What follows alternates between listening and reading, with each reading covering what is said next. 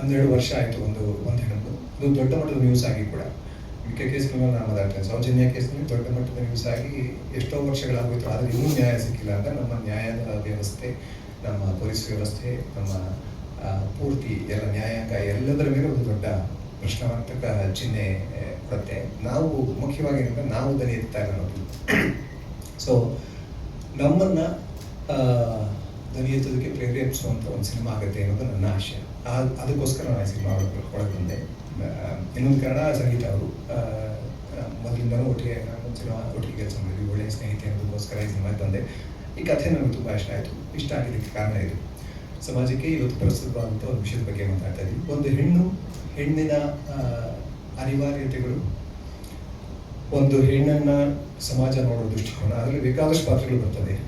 ಸಮಾಜದ ಬೇರೆ ಬೇರೆ ವರ್ಗಗಳಿಂದ ಬಂದ ಪಾತ್ರಗಳು, ಅವೆಲ್ಲವೂ ಒಂದು ಹೆಣ್ಣನ್ನು ಹೇಗೆ ನೋಡ್ತಾ ಇವೆ, ಒಂದು ಹೆಣ್ಣನ್ನು ನೋಡುವ ದೃಷ್ಟಿಕೋನ ಹೇಗೆ ಹೆಣ್ಣಿನ ಜೀವನದ ಮೇಲೆ ಪರಿಣಾಮ ಬೀರ್ತಾರೆ ಅನ್ನೋದು ತುಂಬ ಮುಖ್ಯವಾದ, ತುಂಬ ಇವತ್ತಿಗೆ ಅವಶ್ಯಕವಾದ ಒಂದು ವಿಷಯವನ್ನು ಈ ಸಿನಿಮಾ ಇಟ್ಕೊಂಡಿದೆ. ಹಾಗಾಗಿ ಈ ಸಿನಿಮಾ ಬಗ್ಗೆ ನನಗೆ ತುಂಬ ಹೆಮ್ಮೆ ಇದೆ. ಇಡೀ ತಂಡಕ್ಕೆ ಶ್ರಮ ನಿಮಗೆ ಗೊತ್ತಾಗುತ್ತೆ. ನಾವೇ ನಮ್ಮ ಕೆಲಸದ ಮಾತಾಡ್ಕೊಳ್ಳೋದು ಚೆನ್ನಾಗಿರಲ್ಲ ಅಂತ ನನಗನ್ಸುತ್ತೆ. ಶ್ರಮ ನಿಮಗೆ ಆನ್ಸ್ಕ್ರೀನ್ ಕಾಣ್ತಾ ಇದೆ. ಕನ್ನಡ ಸಿನಿಮಾಗಳಿಗೆ ಮಾರ್ಕೆಟ್ ಇಲ್ಲ, ಕನ್ನಡ ಸಿನಿಮಾ ನೋಡೋದಿಲ್ಲ ಅನ್ನೋದನ್ನ ಈಗ ಶೋ ಅದನ್ನು ಸುಳ್ಳಂತ ಸಾಬೀತು ಮಾಡಿಬಿಟ್ಟಿದೆ. ಮುಖ್ಯವಾಗಿ ನಾವು ಒಳ್ಳೆ ಕಾಂಟೆಂಟ್ ಮಾಡಬೇಕು, ಹೊಸದಾಗಿರುವಂಥ ಕಾಂಟೆಂಟ್, ಜನಗಳಿಗೆ ಬೇಕಾದಂಥ ಕಾಂಟೆಂಟ್, ಇವತ್ತಿನ ಜನಗಳಿಗೆ ಏನು ಎಕ್ಸ್ಪೆಕ್ಟ್ ಮಾಡ್ತಾ ಇದ್ದಾರೆ ಅನ್ನುವಂಥ ಕಾಂಟೆಂಟ್, ಜೊತೆಗೆ ಅವರಿಗೆ ಏನು ಅವಶ್ಯಕತೆ ಅನ್ನೋದನ್ನು ಅದರ ಜೊತೆಗೆ ಸೇರಿಸಿ ತಗೊಂಡು ಬಂದಾಗ, ಜೊತೆಗೆ ಅದನ್ನು ಎಫೆಕ್ಟಿವ್ ಆಗಿ ಪಬ್ಲಿಸಿಟಿಯ ಮೂಲಕ ಅವರ ತನಕ ತಗೊಂಡು ಹೋಗಿ ತೋರಿಸಿದೆ ಆ ಸಿನಿಮಾ.